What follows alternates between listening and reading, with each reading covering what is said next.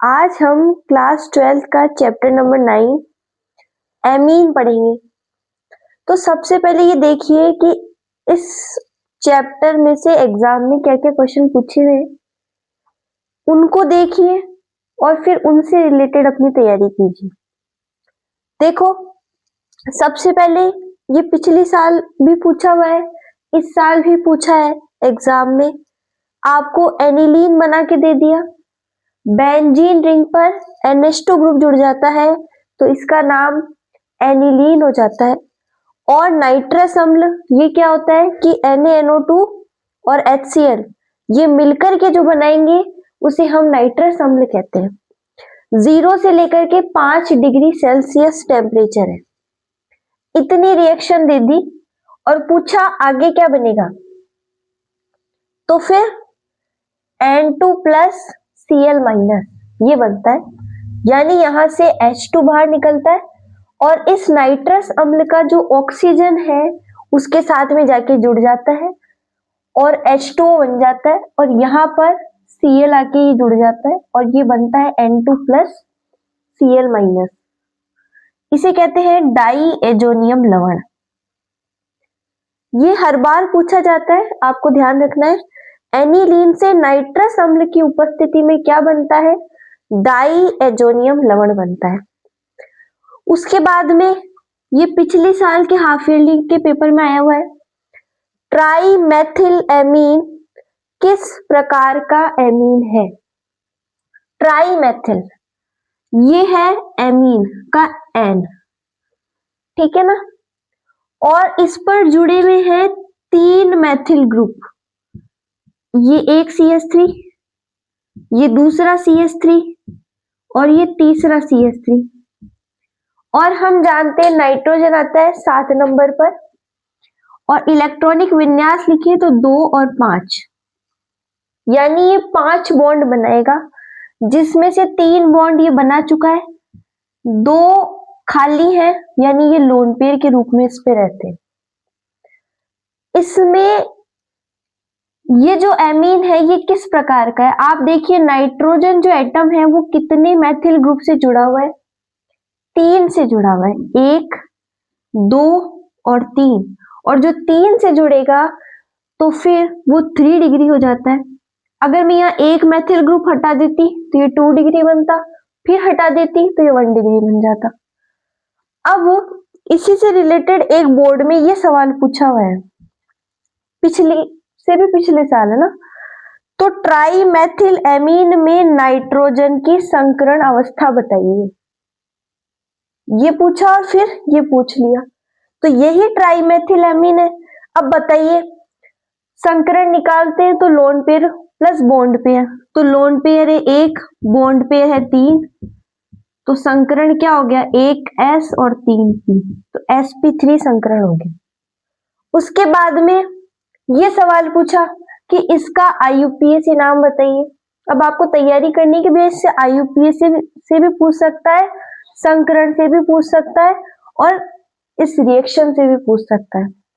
देखिए इसका नाम कैसे करते हैं, आपको ये देखना है कि ये NH है, इससे एक तरफ तो मेथिल ग्रुप जुड़ा हुआ है और दूसरी तरफ एथिल ग्रुप जुड़ा हुआ है, तो आप इसका नाम कैसे करेंगे। इस कैपिटल N का मतलब नॉर्मल श्रृंखला नहीं है, इस कैपिटल N का मतलब है कि ये जो नाइट्रोजन है वो मेथिल ग्रुप से जुड़ा हुआ है, कितने मेथिल ग्रुप से किस तरीके से जुड़ा हुआ है उस स्थिति को ये बता रहा है, यानी ये नाइट्रोजन मेथिल और एथिलीन, इसका IUPAC नाम है। ये एक तरफ मेथिल ग्रुप है, दूसरी तरफ एथिल ग्रुप है। IUPAC पद्धति में मुख्य कार्बन श्रृंखला का चयन किया जाता है, तो ये मुख्य कार्बन श्रृंखला आपने चुन ली। अब ये इधर वाला मेथिल आप ऐसा कैसा लिख देंगे, और जो ये श्रृंखला है इसमें 2 कार्बन है इसलिए इसका नाम एथेन, और चूंकि एमीन चैप्टर पढ़ रहे हैं तो पीछे जुड़ जाएगा एमीन, इसका नाम एन मेथिल एथेनामीन हो जाएगा। उसके बाद में ये सवाल बहुत कंफ्यूज करता है, ये पूछा हुआ सवाल है, आपकी बुक में भी उदाहरण में मिल जाएगा। जलीय विलयन में क्षारीयता का क्रम लिखिए। ये जो एथिल ग्रुप जुड़े हुए देख लो, इसमें जब एथिल ग्रुप के लिए जलीय विलयन में क्षारीयता का क्रम पूछेगा तो ये होता है 2 डिग्री, 3 डिग्री, 1 डिग्री और NH3। ठीक है। और अगर मैथिल ग्रुप के लिए पूछेगा, यानी यहाँ CH3 ग्रुप जुड़ा हुआ रहेगा, तब 2 डिग्री, 1 डिग्री, 3 डिग्री और NH3 होता है।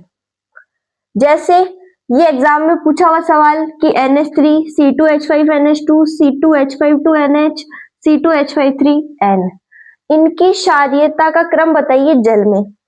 अब आपको ये देखना है कि यहाँ पे तो कोई भी एथिल ग्रुप नहीं है, ये NH3 नॉर्मली है।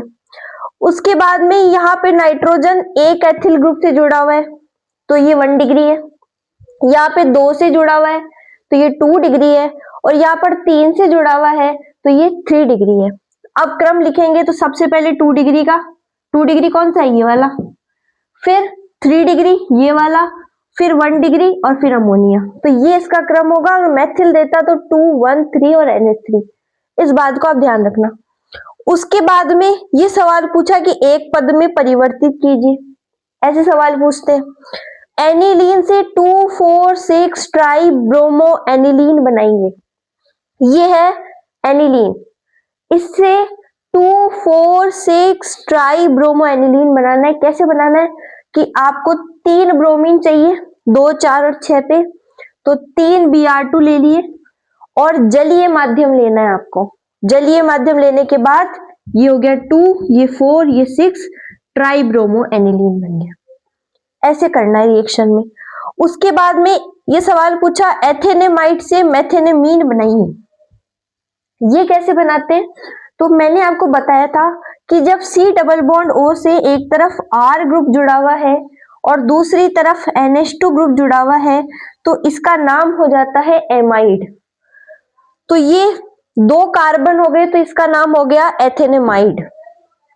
इससे मेथेनिमीन यानी एक कार्बन बनाना है, और हम जानते हैं हमारी एक रिएक्शन है हाफमान ब्रोमाइड निम्नीकरण, और इस रिएक्शन के अंदर जहां पे अगर 2 कार्बन है तो रिएक्शन में एक ही कार्बन बन जाता है, यानी उत्पाद में एक कार्बन कम प्राप्त होता है, हाफमान ब्रोमाइड निम्नीकरण। तो ये नेम रिएक्शन से ऐसा सवाल पूछ लिया। तो ये एथेनेमाइड और Br2 ले लिया। हाफमान ब्रोमाइड निम्नीकरण की खासियत यही है कि Br2 लिया और 4NaOH के साथ में रिएक्शन कराई, तो यहां से ये CH3NH2 निकल गया, Na2CO3 बना, 2NaBr बना, 2H2O बना। मुख्य उत्पाद क्या बनाना था? सिर्फ ये बनाना था। तो ये ऐसे बनता है। एक ऐसा सवाल पूछा कि एनिलीन क्षारकीय सामर्थ्य अमोनिया से ज्यादा क्यों होता है? ये है अमोनिया, इस पर है लोन पेयर। ये है एनिलीन, इस पर है lone pair. Aniline benzene ring से जुड़ा हुआ रहता है, अमोनिया सिंपल जुड़ा हुआ रहता है। तो हमने पढ़ा कि अनुनाद के अंदर ये जो इसका लोन पेयर है ये यहाँ आएगा और इस पूरी बेंजीन रिंग पर यूं घूमता रहेगा, है ना, धनावेश घूमता रहेगा। ये ऋणावेश का यहाँ बॉन्ड बन जाएगा और इसका ये ऋणावेश यहाँ आ जाएगा। इस तरीके से ये चार्ज घूमता रहता है, इस कारण से ये ज्यादा स्टेबल हो जाता है। इस कारण एनिलीन की क्षार की सामर्थ्य अमोनिया से ज्यादा होती है। एक इस तरीके का सवाल पूछा, बेंजीन डाइएजोनियम क्लोराइड से आयोडोबेंजीन बनाइए।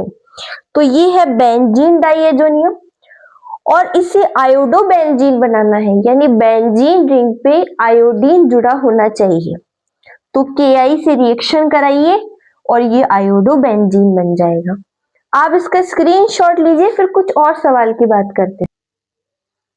एक देखिए पूछा कि NH2 NaCO का रासायनिक नाम बताइए। इसका रासायनिक नाम होता है सेमी कार्बाजाइड। इसका उपयोग एल्डिहाइड और कीटोन में विभेद करने के लिए किया जाता है, यानी एल्डिहाइड है या नहीं है, कीटोन है या नहीं है, इसके द्वारा परीक्षण किया जाता है। उसके बाद में प्राथमिक एमीन के लिए आइसोसाइनाइड परीक्षण लिखिए। यह है नेम रिएक्शन कार्बिल एमीन अभिक्रिया। RNH2 ये है क्लोरोफॉर्म, इसका नाम है एमीन, इसका नाम है पोटेशियम हाइड्रोक्साइड से रिएक्शन कराई जाए हीट की उपस्थिति में। इस त्रिभुज का मतलब यहाँ ताप दे रहे हैं, इसका मतलब हीट होता है। तो फिर क्या होगा, यहां से RNC बन जाता है, इसे कहते हैं आइसोसाइनाइड, एल्किल आइसोसाइनाइड। 3KCl बाहर निकल जाता है, 3H2O बाहर निकल जाता है। इस तरीके से एक पद में ये रिएक्शन हुई। उसके बाद में इस अभिक्रिया द्वारा 1 डिग्री एमीन ही ये रिएक्शन दिखाते हैं, 2 डिग्री व 3 डिग्री नहीं दिखाते हैं। क्यों? क्योंकि उसमें मैथिल ग्रुप बड़े बड़े आकार के कारण आसानी से अटैक करना, उनको तोड़ना मुश्किल हो जाता है, इसलिए 2 डिग्री और 3 डिग्री रिएक्शन नहीं दिखाते हैं। उसके बाद में नाइट्रोमेथेन से मेथेनेमीन बनाएंगे, तो ये है नाइट्रोमेथेन।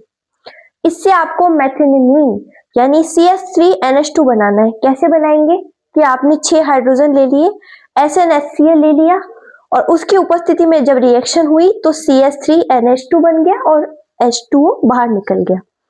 उसके बाद में ये बहुत बार पूछा हुआ है, हिंसबर्ग अभिकर्मक हर एग्जाम में हर साल पूछते हैं। C6H5SO2Cl बेंजीन सल्फोनिक क्लोराइड, यही हिंसबर्ग अभिकर्मक होता है। उसके बाद में बेंजीन डाईएजोनियम क्लोराइड से साइनोबेंजीन बनाएंगे, तो आप KCN से रिएक्शन करा दीजिए और ये साइनोबेंजीन बन गया।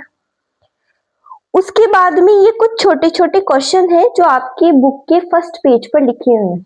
क्या एड्रिनलिन और इफेड्रिन का उपयोग रक्तचाप बढ़ाने में होता है? इसके अंदर कौन से डिग्री का एमीन होता है? तो इसके अंदर 2 डिग्री एमीन का उपयोग होता है। दूसरी चीज, नोवोकेन का उपयोग दंत चिकित्सा में किस रूप में किया जाता है? तो निश्चेतक के रूप में, यानी बेहोशी की दवा के रूप में किया जाता है। प्रतिहिस्टेमिन वेनेड्रिल में कौन सा एमीन होता है? तो वो 3 डिग्री होता है। अब आप एमीन की संरचना देखिए कि ये N जुड़ा हुआ है नाइट्रोजन, ये बनाता है, देखिए बॉन्ड, तो ये एक बॉन्ड यहां बना, एक बॉन्ड यहां बना, एक बॉन्ड यहां बना। अब 2 बॉन्ड की कमी है ना इसमें, ये 5 बॉन्ड बनना चाहिए, पर यहाँ पर 3 ही है, तो 2 लोन पेयर के रूप में इसके ऊपर रहते हैं। तो इसका संकरण निकालना हो तो कैसे निकलता है कि lone pair plus bond pair, तो sp3 इसका संकरण हो जाएगा, पर लोन पेयर की उपस्थिति के कारण इसकी जो होना चाहिए चतुष्फलक, क्योंकि sp3 संकरण की आकृति चतुष्फल की होती है, पर लोन पेयर की उपस्थिति के कारण इसकी आकृति पिरामिडी हो जाती है। ये BSc के एग्जाम तक भी पूछी जाती है ये चीज संकरण की, आप ध्यान रखना। इसके अंदर जो बंद कोण का मान है वो होना तो 109 डिग्री 28 मिनट चाहिए, पर यहाँ पे लोन पेयर के कारण प्रतिकर्षण होता है, इस कारण इसका बंद कोण 107 डिग्री का हो जाता है। उसके बाद में बंद कोण का क्रम, ये है NH3, ये है CH3NH2 यानी 1 डिग्री, ये है 2 डिग्री और ये है 3 डिग्री। अब यहां से सवाल ऐसे बनता है कि 3 डिग्री का बंद कोण का मान 1 डिग्री या 2 डिग्री से ज्यादा क्यों होता है? क्यों?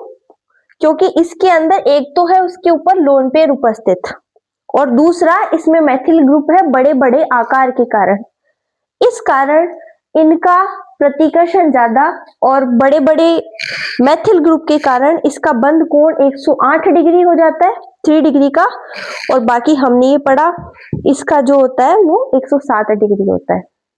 अब आप इसका स्क्रीनशॉट लीजिए। अब आज मैंने आपको 9th चैप्टर जो आपका एमीन है उसमें ये बताया कि क्वेश्चंस कैसे पूछे जाते एग्जाम में। तो इस तरीके से पूछे जाते हैं कि आपसे नेम रिएक्शन से भी सवाल पूछते हैं, आपसे IUPAC नाम से भी सवाल पूछते हैं। इसको बताने का मेरा एम ये है कि आपको ये ध्यान रहे कि कौन सा क्वेश्चन कैसे कहां से बन रहा है, आप उस हिसाब से तैयारी करेंगे। अब हम इसके आगे की चीज नेक्स्ट पार्ट में करेंगे। आप यहां तक अच्छे से इसको समझिएगा, अच्छे से याद कीजिएगा।